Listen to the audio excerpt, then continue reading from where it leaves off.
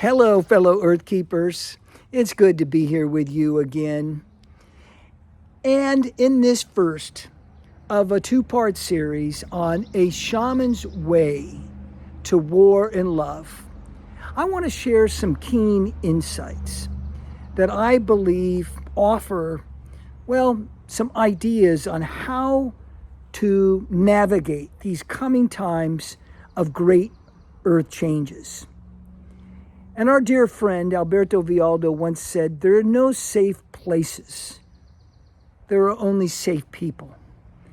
And this is about being a safe person by not being at war within ourselves, by being in love with ourselves. And we all know this takes work and this takes focus.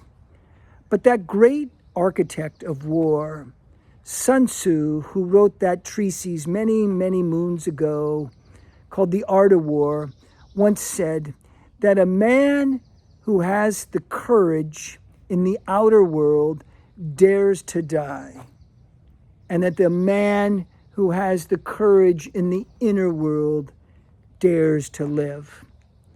Well, I say the man who has the courage to live in the outer world has the courage to face war and death. And most importantly, the man who has the courage in the inner world dares to live in love and peace.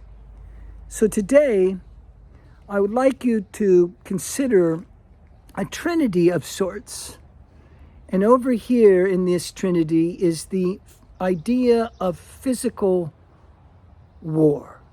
Over here in the other corner is this idea of psychological war. And here at the pinnacle of this trinity is spiritual war. And when we focus as shamans, let's just say in our humanness, in our journey beyond the war within ourselves, that physical war that often beats us up. We're exhausted, we're stressed out, we have anxiety, we're drinking too much, we're sexing too much, we're eating too much, we're fighting too much. It physically takes its toll, but it also takes a psychological toll, the one that depletes us, that eats us from within. And in that psychological warfare, we begin to fatigue. We begin to lose our focus. Our sense of hope disappears. Faith goes away, and we too become bitter and angry. This all leads to the spiritual war, that war within ourselves where our need for survival, our very identity and our ego becomes at war with our soulful spiritual self. Nothing, my friends, could be more destructive than that form of war. And this trifecta of war is what makes us unsafe and untrustworthy.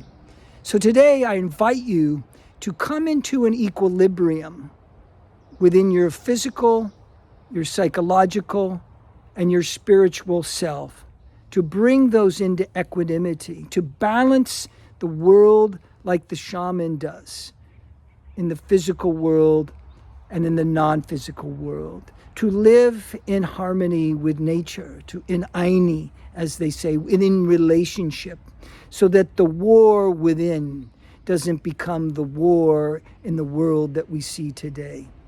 I think this is the least we can do, is to attend to our own ground, our own beingness, and ensure that we are safe people. Anyway, for now, we can explore more of this during our next piece of video that I'm going to do on a shaman's way to love. Blessings and Godspeed to you. And may the war in your life, or the war tension in your life, become all the love that you yearn for for your family, community, and yourself. Be well. Bye-bye for now.